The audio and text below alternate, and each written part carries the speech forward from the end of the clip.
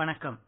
அமரர் கல்கியின் பொன்னியின் செல்வன் 2ஆம் பாகம் சுழற்காற்று 10ஆம் அத்தியாயம் அனிருத்த பிரம்மராயர்.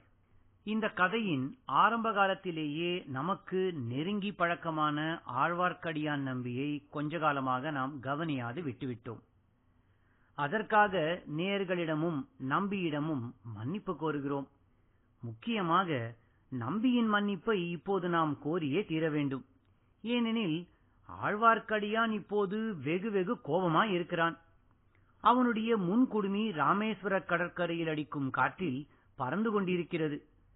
அவனுடைய கைத்தடியோ தலைக்கு மேலே சுழன்று கொண்டிருக்கிறது. அவனைச் சுற்றி ஆதி சைவர்களும் வீர சைவர்களும் பலர் சூழ்ந்து கொண்டிருக்கிறார்கள். அவர்களுடைய ஆர்ப்பாட்டம் பலமாக இருப்பதால் ஆழ்வார்க்கடியானுடைய கதி யாதாகுமோ என்று நமக்கு கொஞ்சம் கவலையாகவும் இருக்கிறது. எனினும் நம்பியின் நரசிம்மாவதார தோற்றமும் அவனுடைய கைத்தொடி சுழலும் வேகமும் அந்த கவலையை போக்குகின்றன. வந்தியத்தேவனும் இளைய பிராட்டியும் பேசியதை ஒட்டு கேட்ட ஆழ்வார்க்கடியான் பழையாறையிலிருந்து அன்றைய தினமே புறப்பட்டான். வாயுவேக மனோவேகமாக தென் திசையை நோக்கிச் சென்றான். வழியிலெங்கும் அவன் சைவ வைஷ்ணவ சண்டையில் இறங்கவில்லை. காரியத்துக்கு குந்தகம் வரக்கூடாதென்று மனத்தை கட்டுப்படுத்திக் கொண்டு வலுவில் வந்த சண்டைகளை கூட வேண்டாம் என்று ஒதுக்கி தள்ளிவிட்டு நடந்தான். மதுரையில் சிறிது நேரம் தங்கினான். அங்கு அவன் அறிய விரும்பிய செய்தியை விசாரித்து அறிந்து கொண்டு ராமேஸ்வரத்துக்கு புறப்பட்டான். வந்தியத்தேவன் பூங்குழலியின் படகில் சென்று இலங்கை தீவில் இறங்கிய அதே நாள் மாலையில் ஆழ்வார்க்கடியான் நம்பி ராமேஸ்வரம் வந்து சேர்ந்து விட்டான். அந்த புண்ணிய பூமியை மிதித்தவுடனே ஆழ்வார்க்கடியானுடைய மனத்தில் அத்தனை நாளும் அடங்கி கிடந்த வைஷ்ணவ ஆர்வம் கரையை உடைத்துக் கொண்டு பொங்கிவிட்டது. ராமேஸ்வர தீவில் எங்கெங்கும் மொய்த்துக் கொண்டிருந்த வீர சைவ பட்டர்கள் அந்த ஆர்வத்துக்கு தூபம் போட்டு விட்டார்கள். அந்த புண்ணிய ஸ்தலத்துக்கு வரும் யாத்ரீகர்களுக்கு வழிகாட்டி அழைத்துச் சென்று பற்பல தீர்த்தங்களிலும் ஸ்நானம் பண்ணி வைப்பதும், ஆலயத்தில் மூர்த்தி தரிசனம் செய்து வைப்பதும், அந்தந்த தீர்த்தம் மூர்த்தி விசேஷங்களை எடுத்துச் சொல்வதுமே அவர்களுடைய அலுவல்கள். எனவே புதிய யாத்ரீகர்களைக் கண்டதும் பட்டர்கள் பலர் சென்று சூழ்ந்து கொள்வார்கள். அவ்விதமே ஆழ்வார்க்கடியானையும் சுற்றி மொய்த்துக் கொண்டார்கள். அப்பனே, வா வா, இந்த ஸ்தலத்திலுள்ள 64 தீர்த்தங்களில் ஸ்நானம் செய்து உன் தேகத்தில் தரித்திருக்கும் வைஷ்ணவ பாஷாண்ட சின்னங்களை கழுவி துடைத்துக்கொள். ராமனின் பிரம்மகத்தி தோஷத்தை போக்கிய ஸ்தலம் அல்லவா இது? வைஷ்ணவ பாஷாண்ட மத சின்னங்களை நீ அணிந்ததினால் ஏற்பட்ட பாவங்களையும் போக்கிக் கொள்ளலாம் என்று ஒரு பட்டர் விந்நியாசமாக பேசினார். இன்னொருவர் குறுக்கிட்டு, ராமதீர்த்தம், லட்சுமண தீர்த்தம், ஆஞ்சநேய தீர்த்தம், சுக்ரீவ தீர்த்தம், இப்படி 64 தீர்த்தங்கள் இருக்கின்றன. ஒவ்வொருவரும் அந்தந்த தீர்த்தத்தில் தலைமுழுகி அவரவர்களுடைய தோஷத்தை போக்கிக் கொண்டார்கள். நீ என்னுடன் முதலில் ஆஞ்சநேய தீர்த்தத்துக்கு வா. வைஷ்ணவ சின்ன தோஷத்துக்கு சரியான சங்கல்பம் பண்ணி வைக்கிறேன் என்றார். மற்றொரு பட்டர், அப்பனே, இவர்கள் சொல்வதை கேளாதே. ராமர் ராவணனை கொன்ற பிரம்மகத்தி தோஷத்தை போக்கிக் கொள்வதற்காக சமுத்திர மணலை பிடித்து வைத்து சிவலிங்கமாக்கி பூஜித்த இடத்துக்கு உன்னை நேராக அழைத்து போகிறேன் என்றார். ஆழ்வார்க்கடியான் கண்ணில் தீப்பொறி பறக்க எல்லாரையும் ஒரு தடவை விழித்து பார்த்து, நிறுத்துங்கள் உங்கள் அபத்த பேச்சை. முதலில் நீங்கள் சொன்ன தீர்த்தங்களினால் உங்களுடைய நாவை அலம்பி உங்கள் பாவத்தை தீர்த்துக் கொள்ளுங்கள் என்றான். ஓஹோ, ராமன் லட்சுமணன் என்றெல்லாம் சொன்னதனால் எங்களுக்கு பாவம் வந்திருக்கும் என்று நினைக்கிறாயா? அப்படி ஒன்றுமில்லை. இந்த கேத்திரத்துக்கு பெயரே ராமேஸ்வரம். ராமர் ஈஸ்வரனாகிய சிவபெருமானை பூஜை செய்து பாவத்தை போக்கிக் கொண்ட இடம். அத்துடன் ராமர் என்ற பெயரில் இருந்த தோஷமும் போய்விட்டது என்றார் ஒரு வீர சைவ பட்டர். ஓ அஞ்ஞான சிரோன்மணிகளே, ஏன் இப்படி தலைக்கு தலை உளறுகிறீர்கள்? இந்த ஸ்தலப் பெயரின் அர்த்தம் இன்னதென்பதையே நீங்கள் தெரிந்து கொண்டவாடில்லை. நீதான் சொல்லேன் பார்ப்போம். பிரம்மாவினுடைய ஒரு தலையை பறித்ததினால் சிவனுக்கு பிரம்மஹத்தி தோஷம் பிடித்துவிட்டது. திருமாலின் பூரண அவதாரமாகிய ராமபிரானுடைய பாதம் பட்டு புனிதமான இந்த இடத்துக்கு சிவன் வந்து அந்த பிரம்மஹத்தி தோஷத்தை போக்கிக் கொண்டார். ராமரை ஈஸ்வரன் பூஜித்த இடமானபடியால் ராமேஸ்வரம் என்ற பெயர் ஏற்பட்டது. தெரிந்து கொண்டீர்களா மூட சிகாமணி வட்டர்களே என்று ஆழ்வார்க்கடியான் கர்ஜித்தான். யாரடா அவன் எங்களை மூட சிகாமணிகள் என்பது? அடே தடியா, நீ என்ன தலையில் கொம்பு முளைத்தவனா என்று ஒரு பட்டர் சீறினார். இல்லை ஐயா வட்டரே, என் தலையிலே கொம்பு முளைக்கவில்லை, கையிலேதான் இந்த கொம்பு இருக்கிறது. என்னை யார் என்று கேட்டீர் அல்லவா, சொல்லுகிறேன். திருக்குறுகூரில் அவதரித்து வேதம் தமிழ் செய்த நம்மாழ்வாரின் அடியார்க்கு அடியான், மற்றவர்களை மண்டையில் நையப்புடைக்கும் கைத்தடியான் என்று தடியை ஓங்கிக் காட்டினான். ஆழ்வார்க்கடியார்க்கடியானே, நீ ஏன் உன் தலையில் முன்புறத்தில் குறிவு வைத்திருக்கிறாய்?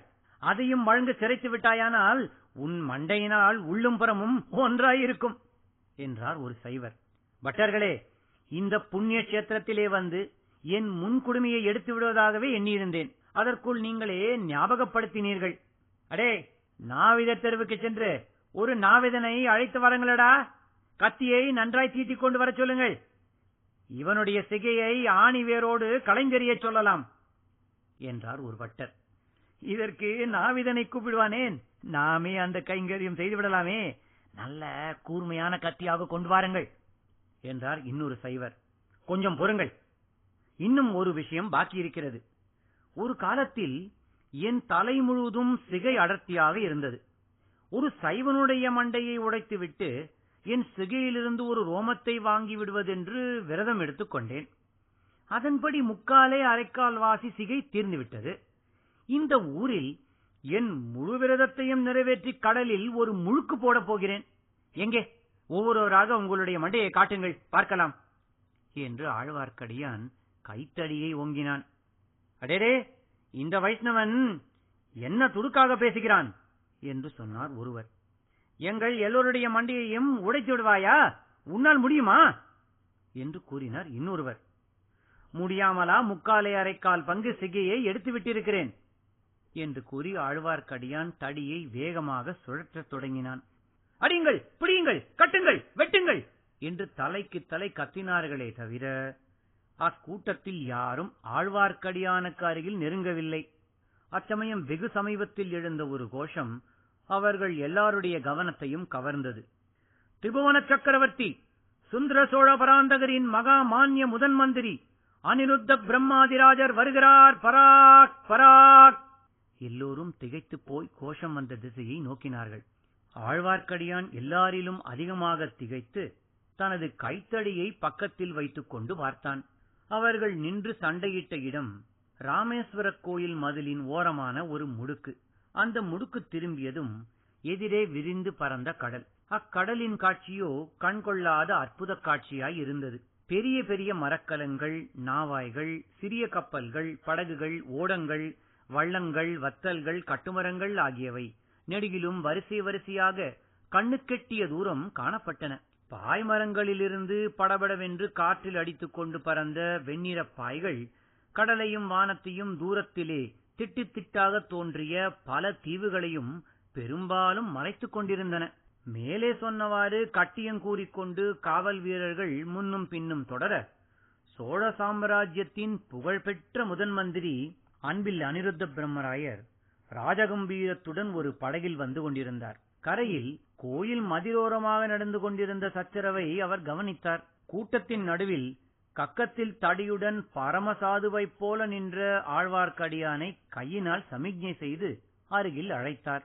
ஆழ்வார்க்கடியான் பயபக்தியுடன் கையை கட்டிக்கொண்டு கடற்கரையோரம் சென்று நின்றான். பெருமலை, இது என்ன தெருக்கூத்து என்றார் அனிருத்தர். குருவே, எல்லாம் கபட நாடக சூத்திரதாரியான அந்த கண்ணனின் திருக்கூத்துதான். என் கண்களில் காண்பதை நான் நம்புவதா இல்லையா என்றே தெரியவில்லை. நான் காண்பது கனவா அல்லது எல்லாம் வெறும் மாயையா? திருமலை, உன்னை பரம வைஷ்ணவன் என்று நினைத்தேன்.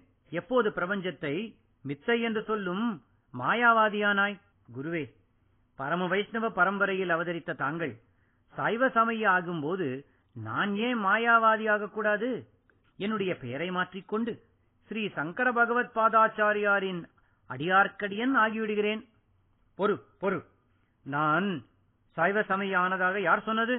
தங்கள் திருமேனியில் உள்ள சின்னங்கள் சொல்கின்றன. ஆஹா திருமலை, நீ இன்னும் முன்போலவே இருக்கிறாய். புற சின்னங்களுக்கே முக்கியம் கொடுக்கிறாய். நெற்றியில் இருக்கிற சந்தனத்தை சாய்த்திட்டால் என்ன, நிமிர்த்தியிட்டால் என்ன? குருவே, நான் ஒன்றும் அறியாதவன், எது முக்கியம் எது அமுக்கியம் என்று அறியாதவன். தாங்கள்தான் என்னை தெளிவித்து ஆட்கொள்ள வேண்டும். எல்லாம் தெளிவிக்கிறேன். நான் தங்குமிடத்துக்கு வந்து சேர். அதோ கடலில் ஒரு சிறிய தீவு தெரிகிறது, பார்த்தாயா? அங்கேயுள்ள மண்டபத்துக்கு வா. குருவே, இதோ இந்த சண்டைக்கார சைவர்கள் என்னை வரவிட வேண்டுமே என்று ஆழ்வார்க்கடியான் சொல்லி கையினால் அவர்களை சுட்டிக்காட்டினான். அதுவரை சும்மா இருந்த வீர சைவர்கள் உடனே நெருங்கி வந்தார்கள். பிரம்மாதிராஜரே, இந்த வைஷ்ணவன் எங்கள் மண்டைகளை உடைத்து விடுவானாம். இவனை தக்கபடி தண்டிக்க வேண்டும் என்று ஒருவர் ஆரம்பித்தார். மற்றவர்கள் தலைக்கு தலை பேசலானார்கள். இவனுக்கு தண்டனை நான் கொடுக்கிறேன், நீங்கள் போகலாம் என்றார் அனிருத்தர். இதனால் அவர்கள் திருப்தி அடையவில்லை. நாங்களே இவனுக்கு தண்டனை கொடுக்க கூடாதா? இவனுடைய முன்குடுமையை சிரைத்து, இவனுடைய ஊர்வ சின்னங்களை எல்லாம் அழித்து, இவனை கிணற்றில் போட்டு முழுக்காட்டி என்று அடுக்கினார் ஒருவர். என்ன சொன்னீர்கள் என்று ஆழ்வார்க்கடியான் கண்களில் தீ எழத் திரும்பி நோக்கினான். அனிருத்த பிரம்மராயர் அப்போது, பட்டர் மணிகளே, இவன் பெரிய முரடன், இவனை தண்டிக்க உங்களால் ஆகாது, நான் பார்த்துக் கொள்கிறேன் என்றார். பிறகு தம்மை தொடர்ந்து வந்த படகில் இருந்த அகப்பரிவார வீரர்களை பார்த்து, உங்களில் 8 பேர் இறங்கி இவனை நம் இடத்துக்கு கொண்டு வாருங்கள் என்றார். அவ்வளவுதான். மறுகணம் வீரர்கள் 8 பேர் கரையில் குதித்தார்கள். ஆழ்வார்க்கடியானை சூழ்ந்து கொண்டு நின்றார்கள். படகு மேலே சென்றது. படை வீரர்கள் புடைசூழ ஆழ்வார்க்கடியானும் போனான். பட்டர்களும் மற்றவர்களும் அந்த வைஷ்ணவனுடைய முரட்டுத்தனத்தை குறித்து பலவாறு பேசிக்கொண்டு கலைந்து போனார்கள். இத்துடன் 10ஆம் அத்தியாயம் அனிருத்த பிரம்மராயர் நிறைவு பெறுகிறது.